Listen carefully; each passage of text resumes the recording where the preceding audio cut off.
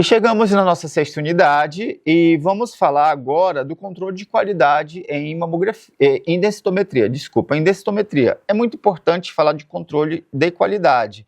No Brasil existe a Associação Brasileira de Densitometria Clínicas e ele se reúne a cada 2 anos, às vezes, ou a cada 1 ano, até às vezes com um período um pouco mais definido, para justamente discutir sobre a questão da densitometria clínica, e assim no sentido de sempre aprimorar as técnicas relacionadas aí à questão da medição, né, das densidades ósseas aí, tá?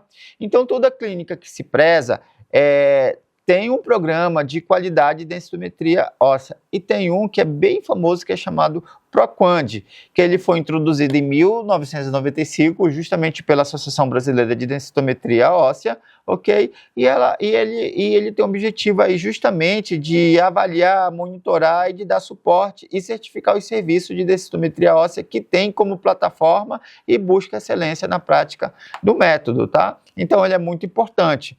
Mas para que se faz esse controle de qualidade? Para a gente ter precisão, para a gente ter acurácia e a gente ter também a sensibilidade diagnóstica, tá?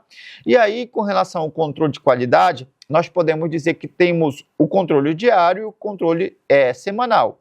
Então, vamos falar do controle diário. O controle diário a gente vai usar basicamente um fanto, e ele é justamente um bloco, né, que ele tem uma resina que simula tecidos moles do corpo humano, e neste é verificado operações mecânicas do equipamento, tá? Então, se faz diariamente, ok? E aí, pessoal, justamente para verificar se o equipamento está funcionando, se não está tendo nenhuma flutuação, então diariamente tem que ser feito. E o outro semanal, ele é feito com um fanto que ele vai ser de uma barra de alumínio, e ele vai simular aí uma coluna vertebral de T12 até L5, ou seja, como se fosse a coluna do paciente mesmo, que a gente analisa diariamente, tá?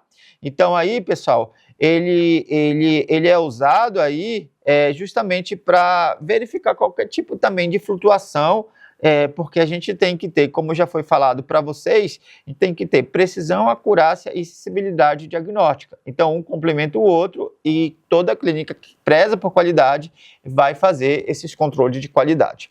Vamos falar um pouco sobre radioproteção, tá? Hoje no Brasil, a CINEM que diz aí as rédeas, as diretrizes de radioproteção, fiscalizada pela Anvisa, tá? E hoje a gente tem basicamente várias RDCs que são aplicadas, principalmente a RDC 330, que vem justamente regular aí as práticas radiológicas, justamente para que a gente tenha um cumprimento aí da radioproteção.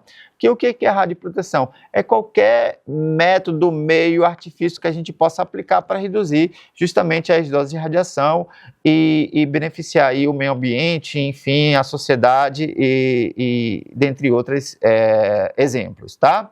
Mas o que eu quero dizer com relação à radiação que se usa na densitometria?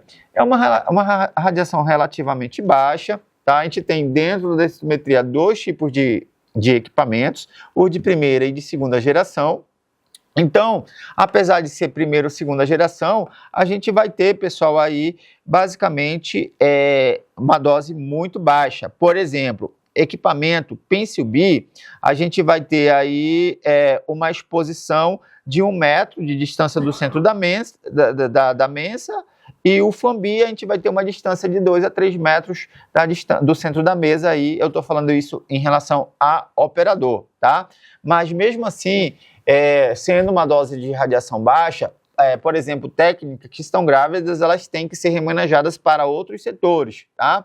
Não dispensa também o uso do dosímetro, mesmo sendo ali uma radiação muito baixa. E quanto basicamente de radiação um exame de coluna lombar, ele vai variar entre de 0,2 a 8,4 microsievert, que é um valor bastante inferior à radiação natural de fundo, ok? E aí estima-se que entre 0,3 a 1,4 microsievert por dia, ou de 1 a 5 milisievert por ano, tá? Então, essa exposição ela é muito baixa, não vai trazer grandes impactos aí, tanto para paciente quanto para profissionais. E por último, a gente vai falar dos artefatos em densitometria óssea. Então, os artefatos é tudo aquilo que vai reduzir a qualidade da imagem. E eles são oriundos de vários fatores, por exemplo, presença de objetos metálicos, fivelas, íperes, botões, canetas, moedas, movimento do paciente também, mão ou braço sobre a área de interesse, presença de contraste radiológico, vestimentas inadequadas ou próteses metálicas. É importante saber identificar os artefatos, tá? Por isso que é muito interessante você, enquanto profissional das técnicas radiológicas, fazer uma boa anamnese, justamente para que a gente não venha expor esse paciente desnecessariamente, identificar possivelmente se aquela área ela estará apta a ser analisada, tá? Então, o artefato não pode existir nessa densitometria óssea. Então, a competência do profissional da técnica radiológica, as habilidades, elas são fundamentais para que a gente venha garantir um exame sem artefatos. Então, finalizamos aqui o nosso a última unidade, no qual se falou aí basicamente de radioproteção, falou de artefatos, e que é muito importante para o conhecimento dos profissionais das técnicas radiológicas.